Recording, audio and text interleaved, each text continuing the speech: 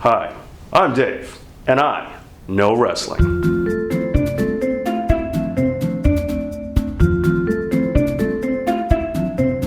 Do you want the most inexplicably employed wrestler of all time? Do you want a small non-masculine wrestler that somehow managed to make it to main event status during a time when Vince McMahon seemed to be bent on his big guy finish? And do you want a superstar whose enemies list could rival that of Ric Flair's?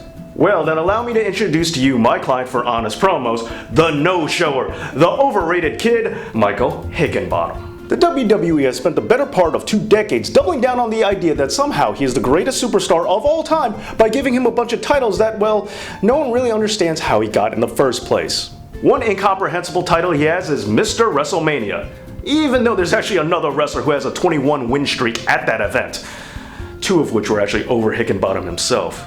And another title that WWE likes to throw around when talking about him is teacher, claiming that he's the one that actually taught Daniel Bryan. Bryan has actually referred to William Regal as his primary mentor. Anyway, while Hickenbottom did run out on teaching, the WWE would like it if you didn't ask any questions about Hickenbottom's own teacher. The WWE once paraded around Michael Hickenbottom's mentor, Jose Lothario, like he was a big deal, even though most people had no idea who Jose Lothario was.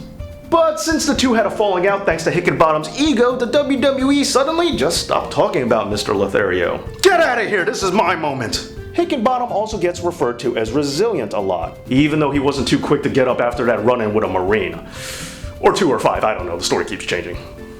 And it doesn't matter anyhow, it sure gave him a good excuse not to lay down for Shane Douglas and give his fellow clickmate a run with the IC strap instead. Some have claimed that the actual Marine count is 0 and that Hickenbottom made the whole thing up just as another example of his backstage politics. But not doing business is probably the one thing that he's actually really good at, because not only did he deny Shane Douglas but also Bret Hart and almost Stone Cold Steve Austin.